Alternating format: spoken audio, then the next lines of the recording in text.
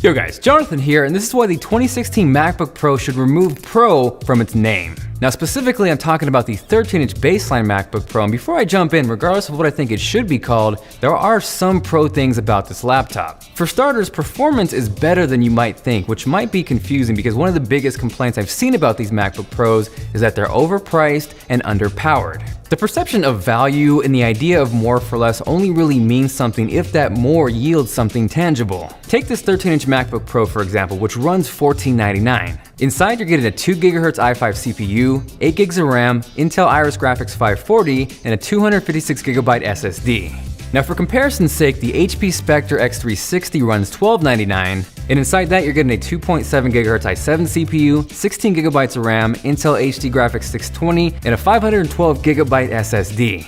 So on paper, that i7, which is Kaby Lake mind you compared to Skylake on the MacBook Pro, is clocked much higher and should destroy the i5 in every possible way, but ultimately, it comes down to how that hardware works with the software. I've talked about it a million times before, but the reason I use Final Cut Pro 10 is because of how optimized it is. So what I did was take some 1080p footage from the Canon 80D, dropped it into Premiere on the Spectre. The timeline ended up being 5 minutes and 51 seconds, and from there, I did a high bitrate single pass H.264 export. Now next, if this doesn't show you what I'm talking about, I'm not sure what else would. I did the exact same thing within Final Cut Pro 10, but the plot twist was I booted up the MacBook Pro, launched Final Cut Pro 10, imported the footage into Final Cut, dropped the footage into the timeline, and that same H.264 single pass high bitrate export took a minute 23 seconds on the MacBook Pro, which is crazy. So think about that and process that for a minute. A near 6-minute video is exported in about a fourth of real time. Now for those of you saying, well, it's just 1080p footage, it's not a big deal.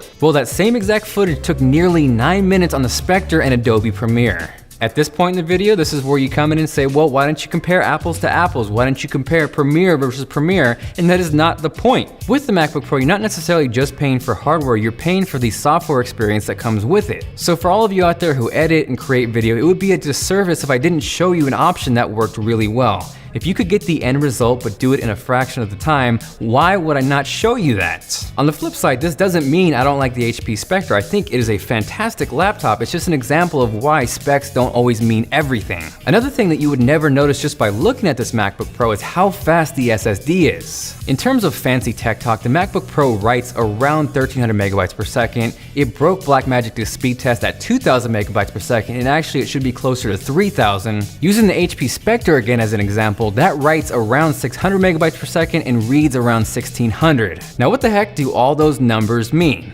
For a real world example, what I did was take a 26 gigabyte file, duplicate that on the HP Spectre, and that finished in about a minute and 24 seconds. Now duplicating that exact same 26 gigabyte folder on the MacBook Pro, that took 34 seconds. Now as far as what else is good on the MacBook Pro, the speakers sound fantastic, and for reference, here's a comparison against last year's baseline 13-inch MacBook Pro and also the HP Spectre.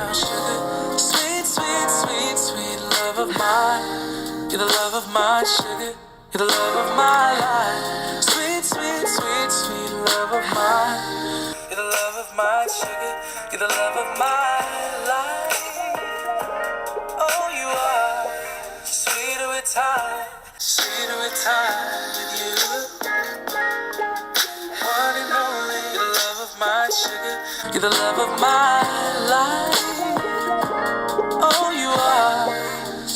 So these were all max volume, and levels wise, they were all pretty equal, but the clarity and the overall definition on the new MacBook Pro was night and day better. On top of that, the display on this MacBook Pro is really freaking good. If you've ever used a MacBook Pro, whether 13 or 15 inch, the extra brightness is super noticeable. And beyond just the brightness, the color on this display is equally as impressive. So with that, there are definitely some really good things with this laptop, but there's also some negative. The biggest drawback for me right now is the lack of an SD card slot, simply because it's something that I use so often. I understand that Apple is showing us where things probably will be down the road, but right now I still use an SD card quite a bit. The lack of MagSafe definitely breaks my heart as well, but the Thunderbolt 3 ports, which come in a USB-C form factor, are actually kind of cool. With these, you can do a ton of different things, including charge on either port. What's kind of rad with that is you're not just limited to Apple's charger, you can actually charge these MacBook Pros with an external battery bank.